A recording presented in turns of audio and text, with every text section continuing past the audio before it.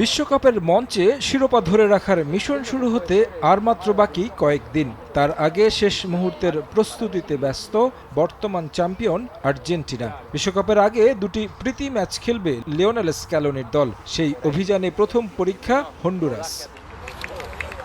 প্রতিপক্ষ নয়, বরং এই ম্যাচের আগে গোটা ফুটবল বিশ্বের নজর খুদে জাদুকর লিওনেল মেসির দিকে। কারণ সবশেষ ইন্টার মায়ামির হয়ে হালকা চোট নিয়ে মাঠ ছেড়েছিলেন। এরপর থেকে রিকভারিতে ব্যস্ত ছিলেন বিশ্বকাপ জয়ী তারকা। অনুশীলন করেছেন একাই, তবে সুখবর হলো হন্ডুরাস ম্যাচের আগে গোটা দলের সঙ্গে অনুশীলন করেছেন খুদে জাদুকর। বেশ খানিকটা সময়ই ছিলেন দলের সঙ্গে, যদিও বিভিন্ন মাধ্যমে চাওয়ার হয়েছে এই ম্যাচে খেলবেন না তিনি। তবে আর্জেন্টাইন মাস্টারমাইন্ড ইঙ্গিত দিয়েছেন হন্ডুরাস ম্যাচে মেসিকে মাঠে নামানোর। লিওনেল মেসি ভালো আছেন, সে এখন আর একা অনুশীলন করছেন না। দলের সঙ্গে লম্বা সময় অনুশীলন করেছেন, তাকে নিয়ে কোনো শঙ্কা নেই। পরবর্তী ম্যাচেই তাকে দেখা যেতে পারে একাদশে।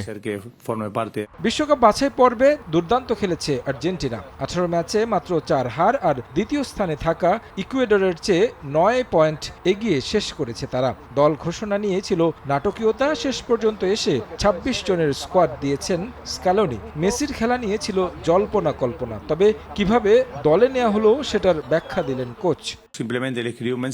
আমি সরাসরি মেসির সঙ্গে কথা বলেছি, কল দিয়ে জিজ্ঞেস করেছি সে বিশ্বকাপে থাকবে কিনা। মেসি তখন বলল সে এই কলের অপেক্ষায় ছিলেন। এভাবে বিশ্বকাপ স্কোয়াডে মেসিকে অন্তর্ভুক্ত করা হয়।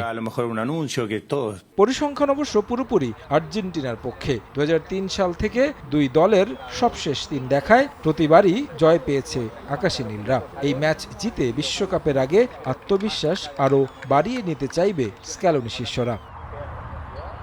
মেসিকে নিয়ে আর্জেন্টিনা কি দেখাবে চ্যাম্পিয়ন সুলভ ফুটবল, নাকি বিশ্বকাপ বঞ্চনার হতাশা ভুলে চমক দেখাবে হন্ডুরাস? উত্তর মিলবে টেক্সাসের মাঠেই। তারেক হোসেন শিমুল, সময় সংবাদ।